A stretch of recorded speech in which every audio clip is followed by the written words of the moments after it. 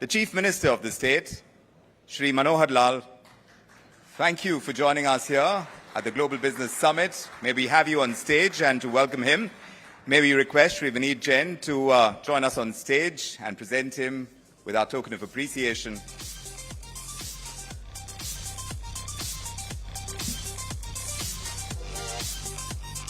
Let's get the applause going, ladies and gentlemen.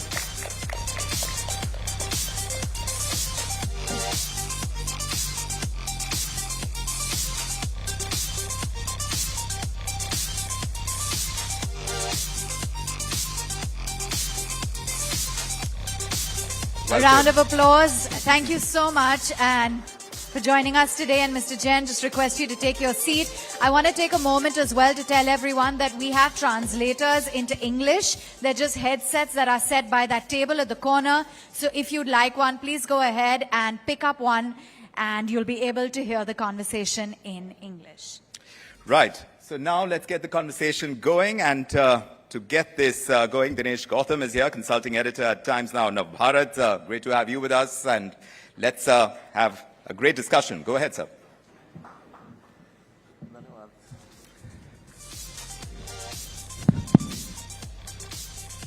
Manohar Lal Khattar जी,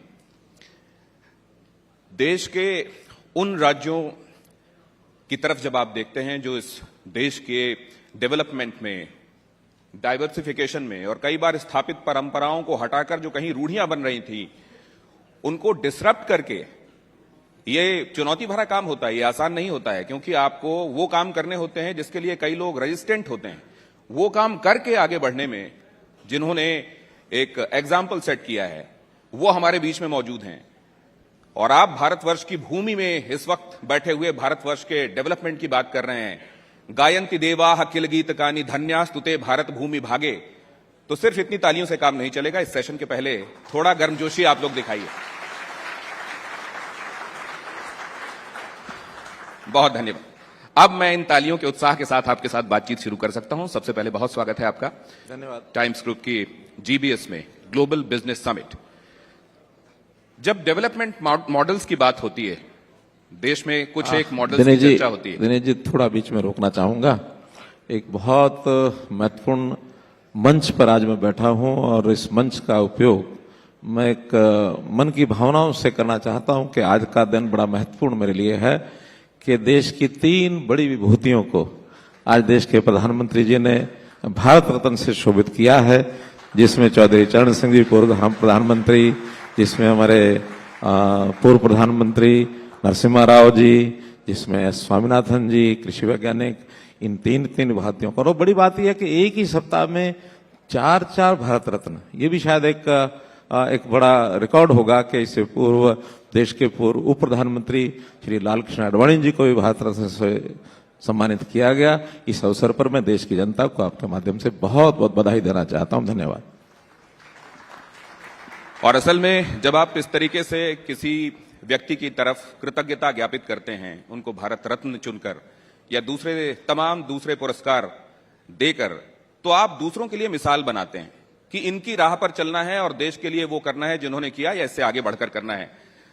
मनोहर जी ने भी वो किया है जो बहुत लोगों के लिए मनोहारी रहा है, खासतौर से हरियाणा के मामले में सर।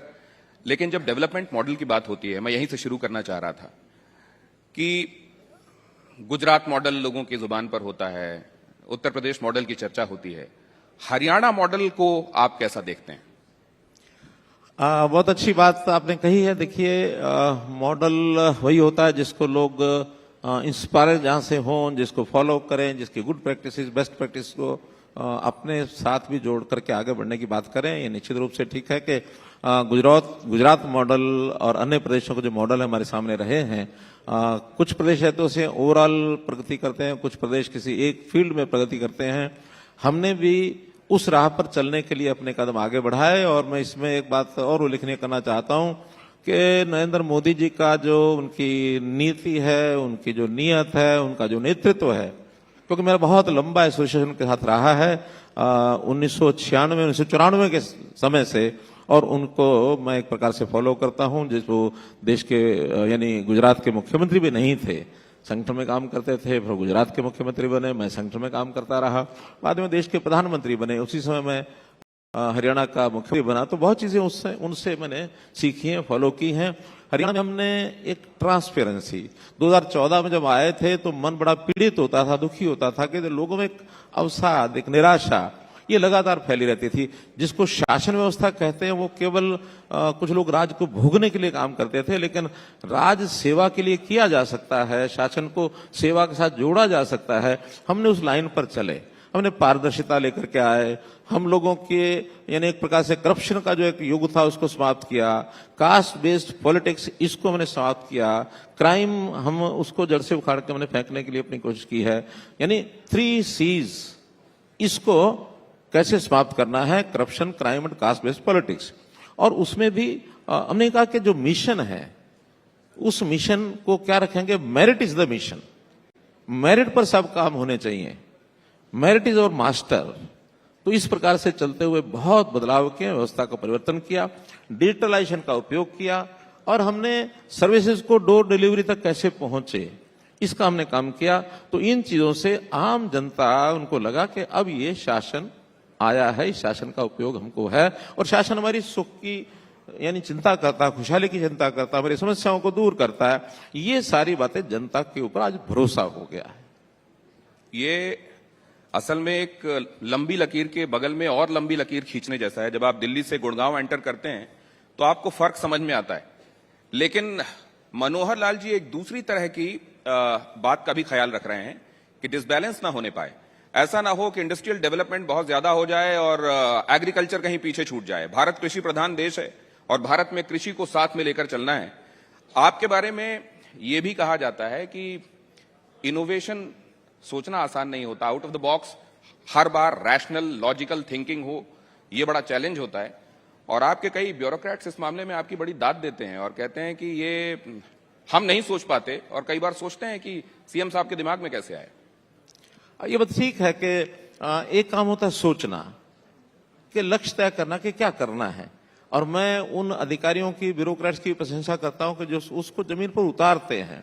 हमारा काम होता है विचार देना, एक नीति बनाना, कोई लेजिस्लेचर का काम है, कोई कानून में यानी प्रावधान करना कानूनी, कोई संशोधन करना, लेकिन जनता के सुख के लिए उसको एक नीचे तक उतारने का काम हमारी ब्यूरोक्रेसी करती है। बहुत काम हमने किया। हमने जैसे किसान की आपने बात कही, किसान की बहुत समस्याएं, जैसे कभी उसका नुकसान हो गया, उसको मुआवजा टाइम पर नहीं मिलता, उसकी फसल है उसकी बिक्री ठीक नहीं होती, उसको बिक्री होने के बाद पैसा उसके घर में नहीं पहुंचता। इन सब चीजों के लिए हमने कहा भी एक ऐसा पोर्टल बनाएंगे, मेरी फसल मेरा ब्यौरा। हर किसान बुआई के समय अपनी फसल का उसमें जिक्र कर दे कि मैंने ये चीज की बुआई की है, उसका वेरिफिकेशन करना हमारा काम होता है, वेरीफाई करते हैं।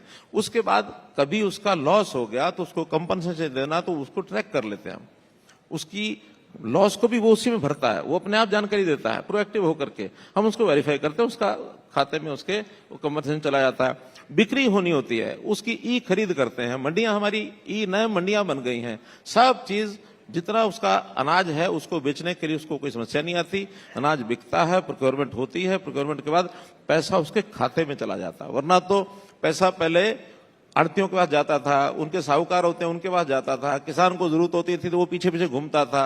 मुझे अपनी बेटी की शादी करनी है तो वो कहता था ठीक है तुम मेरे हलवाई के पास चले जाओ, वहां जाकर के उससे ले आओ, कपड़े वाले की दुकान के पास चले जाओ, कपड़ा वहां से ले आओ, टेंट वाले की दुकान पर चला जाओ, टेंट वहां से ले आओ। पेमेंट कौन करता था? पेमेंट आड़ती करता था। लेकिन आज किसान हमारा लखपति करोड़पति हो गया और वो सीधा पैसा अपना खर्च करता। अब तो उल्टा, कभी कभी साहूकार जाके किसान से मांगता है मुझे पैसे की जरूरत है, जरा मुझे पैसा दे दो। तो ये सारा काम किया हमने गरीब आदमी के लिए परिवार पहचान पत्र, एक यूनिक ऐसा काम किया कि जिसमें से हर परिवार का डाटा हमारे पास आ गया और उसकी आवश्यकता क्या है, उस आवश्यकता को पूरा करने के लिए हम government goes to doorstep, यानी G2D, government to door step, हमने नया एक काम किया है जिससे लोग बहुत प्रसन्न हैं और उनकी आवश्यकताओं को हम पूरा करते हैं। प्रोएक्टिव होकर के लोगों की जरूरत क्या है, डिमांड बेस्ड कोई चीज हम पूरी नहीं करते, नीड बेस्ड एक्शन हमारे होते हैं। नीड किसकी क्या है उसको हम देते हैं, तो इससे हमारे यहाँ गरीब परिवार की चिंता खत्म हो गई, गरीबों को बहुत लाभ मिल रहे हैं। डबल इंजन का कितना फायदा आपको दिखाई देता है? देखिए, निश्चित रूप से जब एक इंजन गाड़ी को खींचता तो जोर ज्यादा लगाना पड़ता है, डबल इंजन होता तो वही काम करने के लिए जोर भी कम लगता है और पूरा जोर लगा जाए तो काम डबल होता है।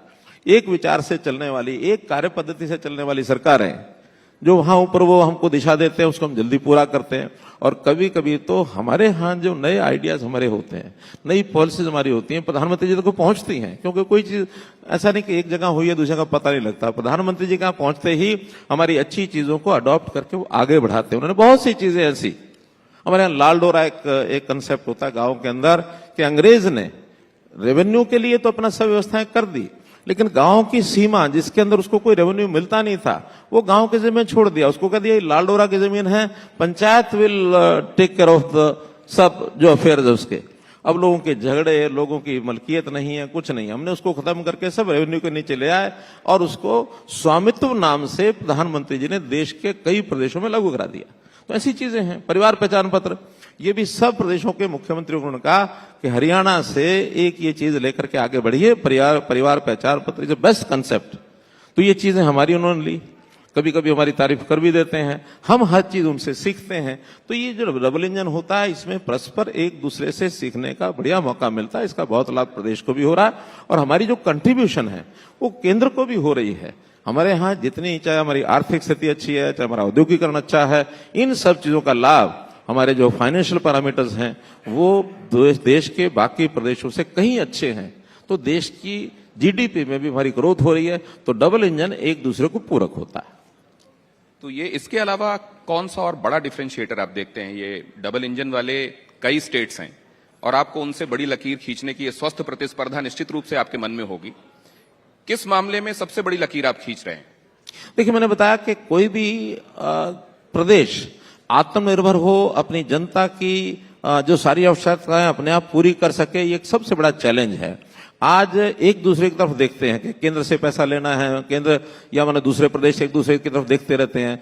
फ्री बीज का जो एक सिस्टम चल पड़ा है, हम अपने प्रदेश को आत्मनिर्भर बना करके और दूसरों के लिए एग्जाम्पल सेट करना चाहते हैं कि ये चीजें ऐसे भी हो सकती हैं। हर वर्ग का लाभ कैसे हो सकता है, किसान का भी लाभ हो, इंडस्ट्री का भी लाभ हो, एंटरप्रेन्योरशिप का भी लाभ हो, स्टूडेंट का भी लाभ हो, हमारी सोशल सिक्योरिटी का भी काम हो। इन सब चीजों में करने के बाद एक सेल्फ रिलायंट सिस्टम कैसे बन सकता है, हम अपने आप को इस नाते सिद्ध करना चाहते हैं। हम कभी भी केंद्र के पास ये नहीं गए कि हमारी इस चीजों को पूरा करने के लिए आप हमको कुछ दे दीजिए। यानी हमारे यहाँ तो देश की जो प्रगति की जो रेखाएं हैं, उनसे ज्यादा बड़ी रेखा हमारी सब प्रदेशों से भी है और कहीं कहीं तो ऑल इंडिया लेवल पर भी हमारी ज्यादा है। मसलन हमारी जो आबादी है, that is just 2% of the country. हमारा जो एरिया है, that is 1.3% of the total area of the country. जबकि हम आज जीडीपी में कंट्रीब्यूशन हमारा जो है जीएसडीपी में, और वो है 3.69%। 2014 में it was 3.42%, and in coming 5 years 2027 तक विल क्रॉस, ऐसा मुझे लगता है 4%। यानी जीडीपी के अंदर हमारा जो कंट्रीब्यूशन है जीएसडीपी में, वो कंट्रीब्यूशन हमारा और बढ़ता चला जाए। हमारा एक्सपोर्ट बढ़ रहा है, हमारी इंडस्ट्री बढ़ रही है, हमारा एम्प्लॉयमेंट बढ़ रहा है और हमारे टैक्स कलेक्शन भी बढ़ रहा है। So far as GST collection is there, per capita GST collection में बड़े जो राज्य हैं, we are number 1 GST collection में। ठीक है, हमारी कंजम्पशन उतनी नहीं है, हमको शायद जीएसटी का रेवेन्यू उतना नहीं मिलता है, लेकिन it is now manufacturing based. तो इसलिए हरियाणा प्रदेश इंडस्ट्री के नाते इतना आगे बढ़ा है, जिसमें हम हरियाणा के ऑटोमोबाइल्स की इंडस्ट्री, हमारी मोर देन 50% शेयर हरियाणा का ही है। इसमें बहुत चीजें और भी हैं। तो इस नाते से हम अपने देश को क्या कंट्रीब्यूट कर सकें, हमारा ध्यान इधर है। हर कोई चाहता है मुझे दे दो, मुझे दे दो। हम चाहते हैं तन समर्पित, मन समर्पित और ये जीवन समर्पित। चाहता हूं देश की धरती दे जो और भी दे दो। एक त्याग भाव से हम काम करने के लिए आगे बढ़ते हैं। तन मन धन से देश की सेवा, राज्य की सेवा। लेकिन जब एक निवेशक को आप सामने रखते हैं, क्योंकि हम ग्लोबल बिजनेस समिट की बात कर रहे हैं, एक इन्वेस्टर हरियाणा को सबसे ल्यूक्रेटिव स्टेट के तौर पर देख रहे। हालांकि 400 से ज्यादा फॉर्च्यून 500 कंपनीज जब हरियाणा का रुख करती हैं तो बात साफ हो जाती है कि आप लोग काम कर रहे हैं। लेकिन आप क्या ऐसा पेश करते हैं कि इन्वेस्टर आपकी तरफ आए? देखिए, एक तो इन्वेस्टर की अपनी जो शंकाएं हैं उसको हम दूर करते हैं। क्योंकि हर प्रदेश में जाकर के उनको कुछ कठिनाइयों का अनुभव होता है, वो हमारे सामने भी रखते हैं। हम उनकी डिफिकल्टीज को कैसे दूर करना है, हम पॉलिसी के नाते से जो बढ़िया से बढ़िया पॉलिसी उनके लिए हमेशा करते हैं। ईज ऑफ डूइंग बिजनेस में हमने अपने आप को सारे देश में तीसरे स्थान पर लेकर के आए रैंकिंग में। तो थर्ड रैंकिंग में नहीं, अच्छा प्रदेश हमारा Haryana is the best preferred state for all the investors. कुछ हमारा उसका एडवांटेज मैं कह सकता हूं कि लोकेशनल एडवांटेज भी हमें है। जैसे मुंबई को अपना लोकेशनल एडवांटेज है, हरियाणा को अपना एक लोकेशनल एडवांटेज है। तो हम गुरुग्राम है, गुरुग्राम के आसपास अन्य जिले हैं, फरीदाबाद है, पलवल है, झज्जर है, रेवाड़ी है, सोनीपत है, अराउंड यानी एनसीआर एरिया ये एक प्रेफर्ड डेस्टिनेशन बन चुका है इन्वेस्टर्स के लिए। और खास करके इसमें एमएनसीज, जिसको आप कह रहे हैं कि 500 फॉर्च्यून कंपनीज में से 400 कंपनीज के ऑफिस हमारे यहाँ गुरुग्राम में हैं। और हमारे यहाँ अभी पिछले दिनों में जापानीज बहुत आकर्षित हो रहे हैं। 50 बड़ी जापानीज कंपनी के साथ हमने अभी अपने रिलेशंस बढ़ाने के लिए उनके साथ एक सेमिनार किया। और अब तो जापानीज इतने आगे बढ़ रहे हैं कि उन्होंने अपनी एक कॉलोनी बनानी शुरू कर दी है, जापानीज स्कूल बन गए हैं हमारे गुरुग्राम में। तो ऐसे फॉरेन अफ्रीकन कंट्रीज उनका बहुत आकर्षण बढ़ा है। तो इस नाते से हम इन्वेस्टर्स के लिए, चाहे उनके यानी ईज ऑफ डूइंग बिजनेस का विषय हो, जितनी सर्विसेज हैं जहां के उनको कठिनाइयां आती हैं, उनकी जितने रूल्स एंड रेगुलेशन चेंज करने की बात है, चाहे हमें उनको पावर के विषय हैं, पानी के विषय हैं, एनवायरमेंट के विषय हैं, उनकी क्लियरेंसेज हैं। हाँ, जस्ट फॉर वन थिंग, और वो है लैंड। लैंड क्योंकि बहुत लिमिटेड एक चीज है, वो उसको मैं सरकार की ओर से दे भी नहीं सकते हैं। और उसमें चूंकि कंपटीशन बहुत है, बाकी प्रदेशों में शायद सस्ती मिलती है, हमारे यहाँ उतनी सस्ती मिलती नहीं है। फिर भी जो मैं कहता हूँ मेगा प्रोजेक्ट्स हैं, मेगा प्रोजेक्ट्स में कई प्रकार के कंसेशन उनको देते हैं। हम जीएसटी जितना कलेक्शन होता है उसको कंसेशन देते हैं। पावर यानी जो हमारे टैक्सेस होते हैं वो भी उनको हम कंसेशन देते हैं 15-15, 20-20 साल के लिए। हम हमारा जो लेबर है, एम्प्लॉयमेंट के नाते से एम्प्लॉयमेंट सब्सिडी वो देते हैं, कैपिटल की सब्सिडी है वो हम देते हैं, पर्याप्त मात्रा में सब्सिडी उनको देते हैं, जिससे इन्वेस्टर को लगता है कि फिर क्राइम फ्री स्टेट है हमारी, उस प्रकार का क्राइम नहीं है। और अब जो हम स्किलिंग के नाते भी उनको स्किल्ड लेबर फोर्स ये मिले, इसके लिए हम बहुत बड़ा प्रयत्न कर रहे हैं। तो कोई भी प्रकार का इन्वेस्टर की शंका, उसकी कठिनाई, इसको दूर करने के लिए हमेशा हम तत्पर रहते हैं। एक जर्नलिस्ट के तौर पर हरियाणा के विषय में जानने पढ़ने का मौका मिलता रहता है। हमको ये भी पता चला कि एक बार मनोहर लाल जी ने इन्होंने ऐसी व्यवस्था की हुई है कि सारी सर्विसेज को एट अ ग्लांस ये देख सकते हैं। ये भी पता चल सकता है कि बिजली अगर नहीं है तो एक नजर में इनको पता चल जाएगी किस जगह पर नहीं है। यहां तक कि किसी तहसीलदार के विषय में मैंने सुना कि उन्होंने, महोदय ने अपने पूरे दिन का काम पूरा नहीं किया था, मनोहर लाल जी ने उसको रात के समय टोक दिया, फिर उसको नींद आई थी मनोहर लाल जी। देखिए, नींद आई कि नहीं आई, लेकिन अगले दिन से सब तहसीलदारों के कान खड़े हो गए कि मनोहर लाल कभी भी पूछ सकता है। अब सारे तहसीलदार उसके बाद जो पेंडिंग काम है शाम का, उसको पूरा करने के बाद ही घर लौटते हैं। तो इस नाते से थोड़ा एग्जाम्पल होते हैं, कोई हर चीज को हम चेक नहीं कर सकते, लेकिन एट रैंडम कभी कभी चेक करते हैं। सर, मेरे सहयोगी ये इशारा कर रहे हैं कि आपका वक्त बहुत ले लिया मैंने, लेकिन एक सवाल फिर भी आपसे चलते चलते पूछूंगा कि चुनाव कैसे दिखाई दे रहे हैं और श्वेत पत्र की इस समय बड़ी बात हो रही है, तो आपको कैसी लेगेसी मिली हरियाणा के लिए? 9 साल अब आप पूरे करने वाले हैं, जहां से आपने शुरू किया वो स्थिति कैसी? देखिए, उस समय हमारी स्थिति जैसे मैंने बताया कि एक बहुत लोगों को समझ नहीं आ रही थी कैसे होगा। यानी हर चीज में करप्शन का जो एक पुट था उसको मैंने समाप्त किया। जैसे मसलन अपॉइंटमेंट्स, रिक्रूटमेंट्स, इसके अंदर हमारे यहाँ कहते नौकरियां बिकती थी, हमने देखी भी है, सुनी भी है। लेकिन हमने कहा कि ट्रांसपेरेंसी लेके आएंगे, मेरिट के ऊपर नौकरी देंगे, किसी को नहीं करेंगे। Even transfers, that was an industry. Transfer में भी 20,000, 50,000, 1 लाख, 2 लाख सीटें बिकती थी कि ये सीट मुझे दे दो और मैं जाकर के उसके ऊपर बैठ जाऊं।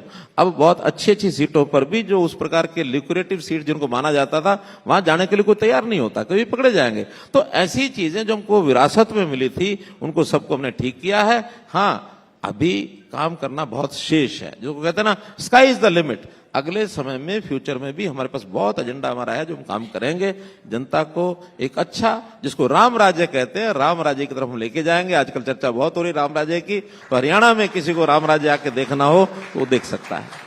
तो सर, इसके बावजूद जब अविश्वास की बात होती है तो आपको उसमें एक विपक्ष का वो किरदार है, वो निभाएंगे, वो यही करेंगे, ये नजर आता है, या वो सच्चाई देखने के लिए तैयार नहीं? नहीं, मुझे अच्छा लगता है जब वो कभी कहते हैं ना कि हम नो कॉन्फिडेंस मोशन लाएंगे। एक बार अभी हम 10 साल में पहले नो कॉन्फिडेंस मोशन फेस किया, और उसमें मैंने कहा था, चैलेंज किया था कि आपको 6 महीने का टाइम पीरियड होता है, उसमें उसके बाद ही दोबारा ला सकते हैं। हर 6 महीने बाद दोबारा आप लोग नो कॉन्फिडेंस मोशन लेके आइए, क्योंकि एक बड़ा लाभ होता है। जब कभी वो सामान्य रूटीन का सेशन होता है, उसमें अपनी बात कह जाते हैं, हमारी नहीं सुनते। लेकिन अगर नो कॉन्फिडेंस लेकर के आएंगे तो उनको अपनी बात कहने के बाद हमारी बात भी सुननी पड़ेगी। इसलिए हमारी बात सुनने के लिए बैठे रहते हैं, हमको उनको बताने का, सुनाने का मौका मिलता है, ताकि वो लोग भी उससे प्रभावित हो जाएं। और प्रभावित होने के बाद उनके कुछ लोग दाएं बाएं घूमते हैं, कहीं हमारे पास भी आ जाते हैं कि जी वहां हम ऐसे बेकार पड़े, आप हमको ले लो। हमने कहा थोड़ा रुको। तो देश के लिए इकोनॉमी के लिहाज से, कृषि के लिहाज से, दूध दही के लिहाज से, खेलों में मेडल्स के लिहाज से सबसे ज्यादा कंट्रीब्यूट करने वाले स्टेट के सीएम के साथ बातचीत समाप्त हो रही है, तो गर्मजोशी आपकी तालियों में दिखाई देनी चाहिए, क्योंकि हरियाणा की जनता के लिए ये तालियां होंगी आपकी तरफ से। धन्यवाद सर, हमसे बातचीत। धन्यवाद। That, ladies and gentlemen, was the Chief Minister, Government of Haryana, Mr. Manohar Lal. Thank you, sir, for coming, and thank you so much for that discussion.